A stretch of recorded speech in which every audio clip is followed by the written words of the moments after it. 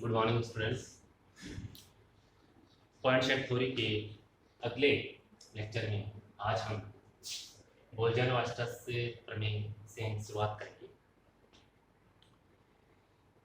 Statement every infinite bounded set has a limit point at least one limit point. प्रत्येक असीमित परिबद्ध समुच्चय का कम से कम एक सीमा बिंदु होता है। Every infinite bounded set has a limit point at least one, यानी कि प्रत्येक असीमित होना चाहिए। कल हमने बात करी थी लिमिट पॉइंट की परिभाषा की, समुच्चय की जो सीमा बिंदु की परिभाषा उसमें है। ये कहा था कि वह बिंदु सीमा बिंदु कहलाएगा जब उस बिंदु के नेबरहुड में उसी समुच्चय के अनंत बिंदु। तो ये तो कंफर्म है कि उसी समुच्चय यानी कि परिमित समुच्चय का कोई भी सीमा बिंदु नहीं होगा और अनंत एलिमेंटों का कोई भी एक सेट होगा तो उसका सीमा बिंदु होगा। तो असीमित, लेकिन उसके साथ साथ वो कैसा होना चाहिए? परिबद्ध होना चाहिए। देखिए सेट ऑफ नेचुरल नंबर का वो भी अनबाउंडेड टाइप का बढ़ता जा रहा है, 1 से इंफिनिटी है। सेट ऑफ इंटीजर है -1 है। बट आपने देखा उन दोनों समुच्चयों में भी क्या लिखा? सीमा बिंदु नहीं। सीमा बिंदु किसमें है? हमने एग्जांपल लिया था SH2 वाला ऑनलाइन वाला उसमें, और उस सेट के अंदर असीमित संख्या में एलिमेंट थे और नेचुरल नंबर थे, और वो नेचुरल नंबर जो थी संख्याएं जो नेचुरल नंबर के साथ देने के साथ उस समुच्चय के अंदर जो एलिमेंट हमें प्राप्त हुई थी 1 से घटते करते 1/2 1/3 1/4 तो 0 तक, तो 1 से 0 तक उसके अंदर टोटल नंबर ऑफ एलिमेंट जो है वो अनंत है। तो कहने का मतलब असीमित होना चाहिए तभी शून्य के सामने पे अनंत बिंदु थी। असीमित परिबद्ध, वो परिबद्ध भी था जैसे कि 1 से लेकर के 0 तक जा रहा है। का कम से कम एक सीमा बिंदु होता है। का कम से कम एक क्या होता है? सीमा बिंदु होता है। तो माना कि S वास्तविक संख्याओं के समुच्चय R का एक असीमित परिबद्ध समुच्चय let S be a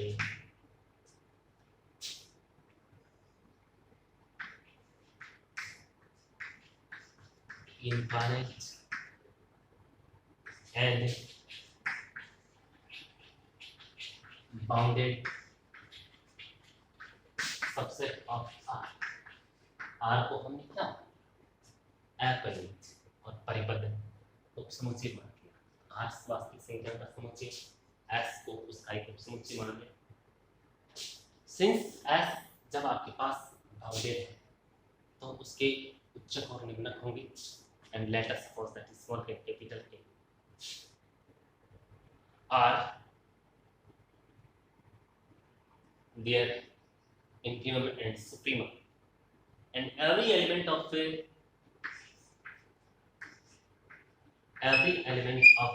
S is lies between इसके मध्य स्थित होंगे, और S का कोई भी एलिमेंट होगा वो हमेशा स्मॉल के से कैपिटल के मध्य स्थित होगा। Now we have to define a subset T। अब हमने T को एक समुच्चय एक अन्य सेट के रूप में डिफाइन किया था। T में किस प्रकार के एलिमेंट होंगे? S के अवयव से छोटा is T is less than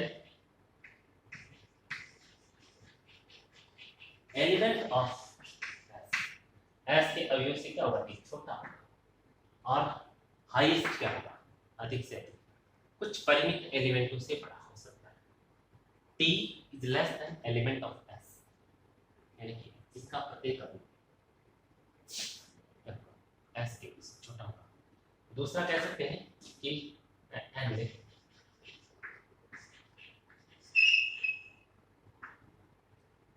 highest greater than finite number of, कुछ परिमित अवयव से ये बड़ा हो सकता है। कुछ भी T कहाँ तक कैसे हो सकता है? जैसे आपके पास ये है एस, ठीक है, ये एस की रेंज है और ये है यहाँ से टी की शुरुआत, ठीक है। लेकिन टी क्या करेगा, अधिकतम यहाँ तक जा सकता है। टी की वैसे मोस्टली सारे के सारे एलिमेंट एस के कदम से छोटे हैं, यहाँ पर टी लाइज करता है इस रीजन में, जबकि यहाँ पर एस लाइज इस रेंज में जो होंगे कुछ इसके परिमित अवयव हो सकते हैं, परिमित अवयव से ये कुछ बड़ा हो सकता है, बाकी सारे के सारे एलिमेंट टी के एलिमेंट क्या होंगे, एस के अवयव से छोटे। T is less than element of S के अवयव से छोटा या अधिक से अधिक परिमित अवयव से बड़ा, जो कि यहाँ हमने देखा कि small K less than X, X belongs to S, के एस के किसी भी अवयव से बड़ा नहीं, के क्या नहीं, एस के किसी भी अवयव से एक्स, इस एस इसके सारे के सारे ये एक्स टाइप के, ये सारे के सारे एलिमेंट एस के हैं। और जो कि इस बात को हम समझना चाह रहे हैं, इसलिए यहाँ हमने लिखा स्मॉल के लिए हर स्मॉल के, हर एलिमेंट स्मॉल के से एस का अवयव बड़ा है, तो के एस के किसी भी अवयव से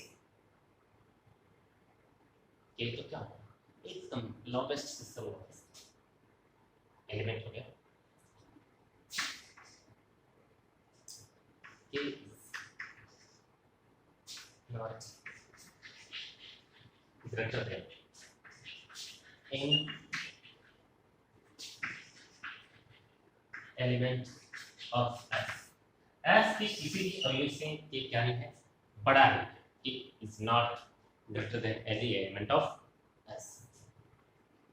तो जब के एस के किसी भी अवयव से बड़ा है, इसकी परिभाषा के अनुसार छोटा है, तो इसका मतलब के किसको ग्रहण करेगा, के अधिकतम कहाँ होगा, के की पोजीशन क्या होगी, एस की रेंज के अकॉर्डिंग हम देखें तो के की जो पोजीशन है अधिकतम यहाँ होगी, कैपिटल के की पोजीशन यहाँ होगी। तो इसका मतलब ये इससे छोटा कोई भी ऐसा एलिमेंट नहीं है, यहाँ जो है ये निश्चित रूप से कि किसमें आएगा, टी में। इसका मतलब स्मॉल के बिलोंग्स टू टी, इस स्थिति में स्मॉल के किसको बिलोंग करेगा, टी को बिलोंग करेगा, यानी कि हम कह सकते हैं कि इस स्थिति में टी क्या नहीं है, T is not an T,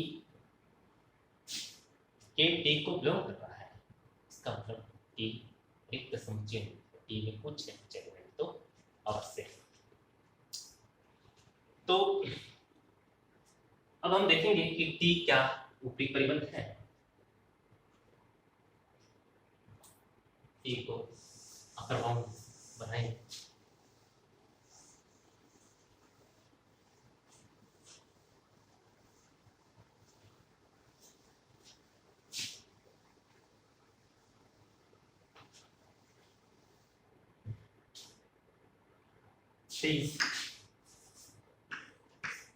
T is bounded above for epsilon is greater than 0, k plus epsilon is greater than k is greater than x for x belongs to x।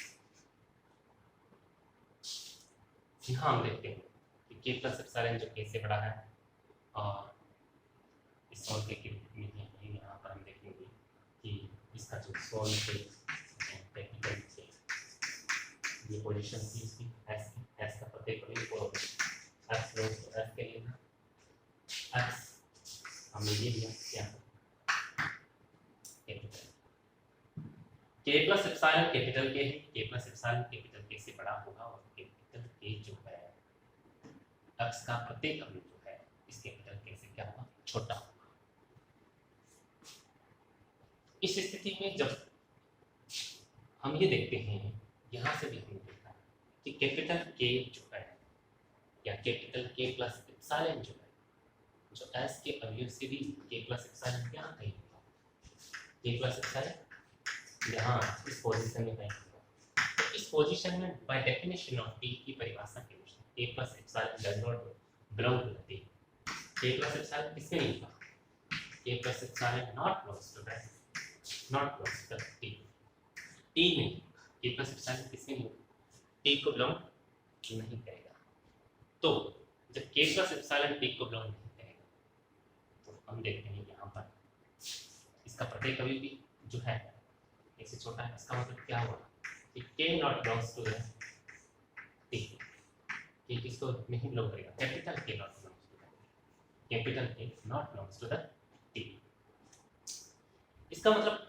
इसका प्रत्येक अवयव जो है each and every element जो है क्या होगा T का प्रत्येक अवयव क्या होगा T is less than T क्या होगा छोटा होगा कैपिटल yes और T belongs to capital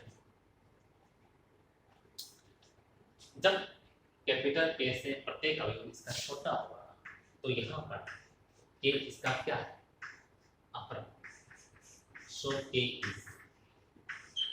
is upper of T के टी का क्या हुआ ऊपरी परिबंध हुआ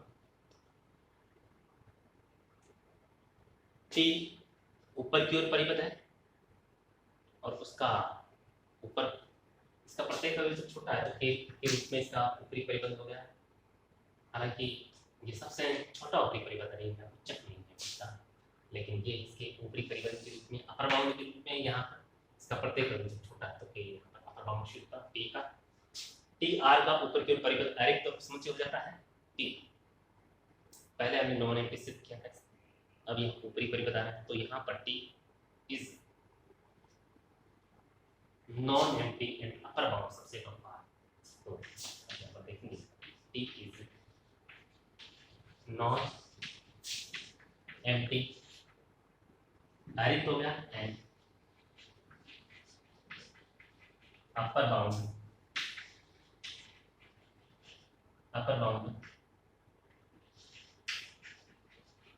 सबसेट ऑफ आर का डायरेक्ट और ऊपरी परिबंध उपसमुच्चय हुआ तो पूर्णता प्रपूर्ण से एक उच्चक अभिग्रहित होता है और एक निम्नक अभिग्रहित है पूर्णता अभिग्रहित से टी का उच्चक जो है by completeness exams we know that T have a supremum value T का जब ऊपरी परिबंध है तो उसका उच्चक होगा तो T का let us suppose that इससे अगर उच्चक होगा तो let मान लिया कि L be the supremum of T L को हमने T का क्या मान लिया उच्चक को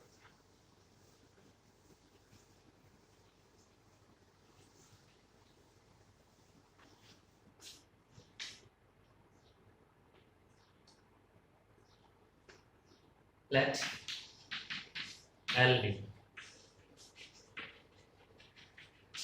supremum of T L T का क्या होगा उच्चक हो गया पूर्णता प्रपूर्ण से उच्चक की परिभाषा से अब हमें क्या करना है कि दिखाना है कि L is the limit point of us then we have to show that उच्चक की परिभाषा से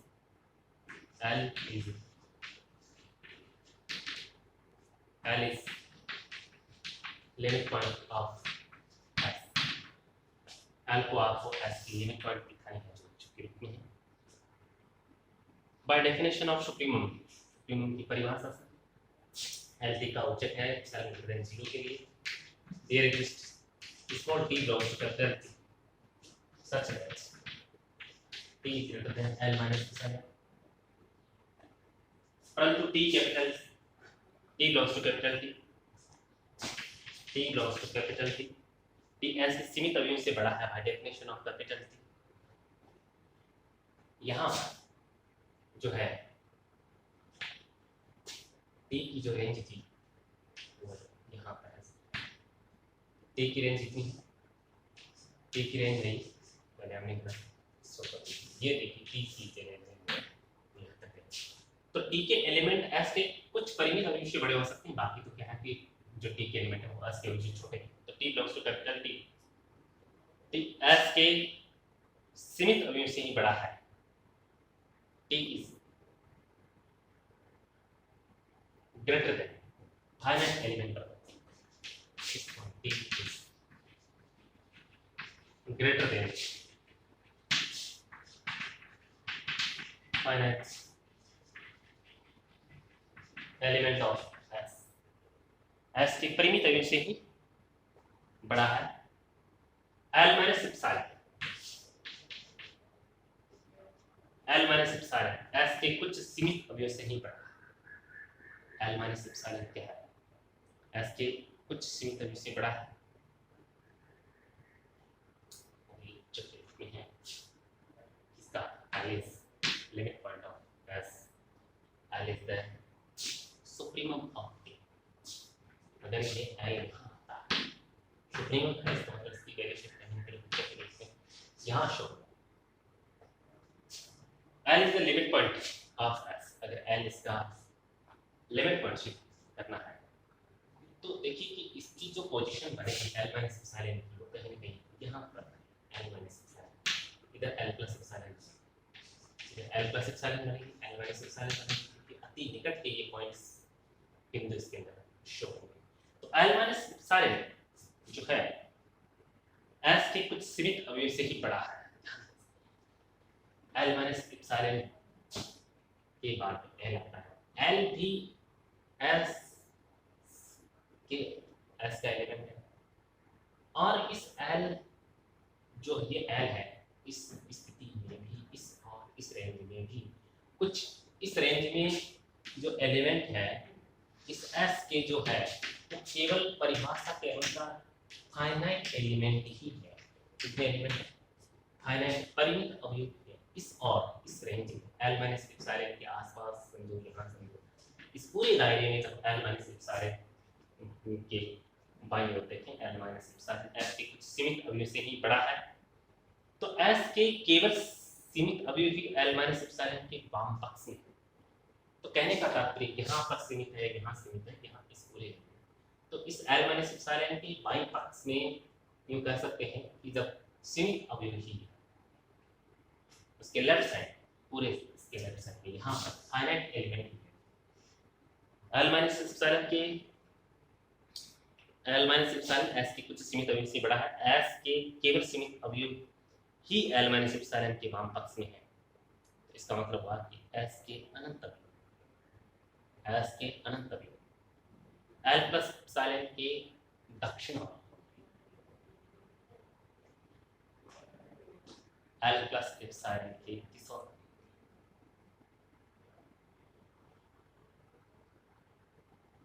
दक्षिण पक्ष में। बुक में कुछ मिस्टेक्स हैं। यदि यहाँ पर कहीं न कहीं फाइनाइट एलिमेंट है तो बाकी यहाँ तक की बात करते हैं, तब भी अगर परिमित अवयव की ही बात करते हैं तो बाकी अनंत अवयव अगर एल के सामीप्य की में बात करते हैं कि एल अगर इसका सीमित लिमिट पॉइंट बनता है तो लिमिट पॉइंट कब बनता है? जब इसके अनंत बिंदु एल प्लस एप्सिलॉन के लेफ्ट साइड में हो। तो इसका मतलब एल माइनस एप्सिलॉन जो है in the left side of L minus epsilon have only finite elements।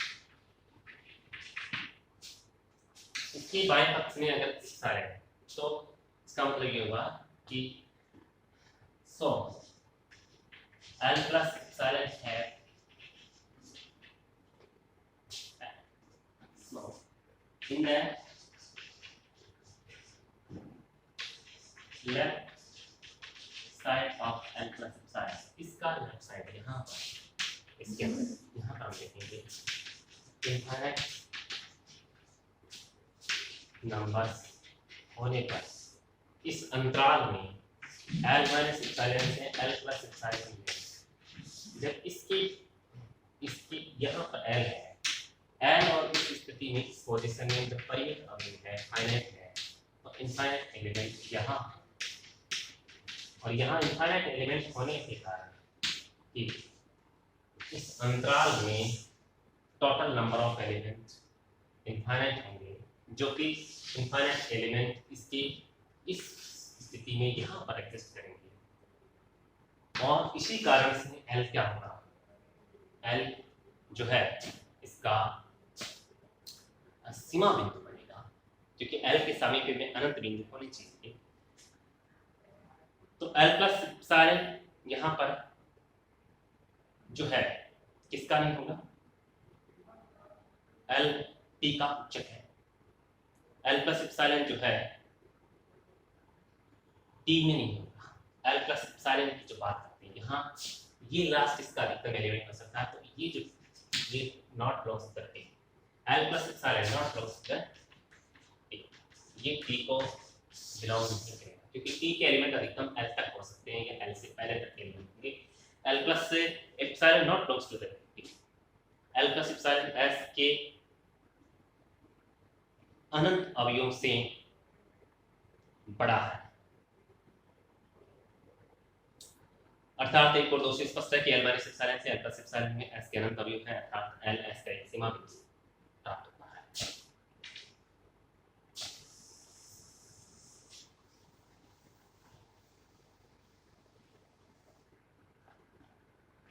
अगला जो है डेफिनेशन है क्लोज सेट की संवृत बिंदु की।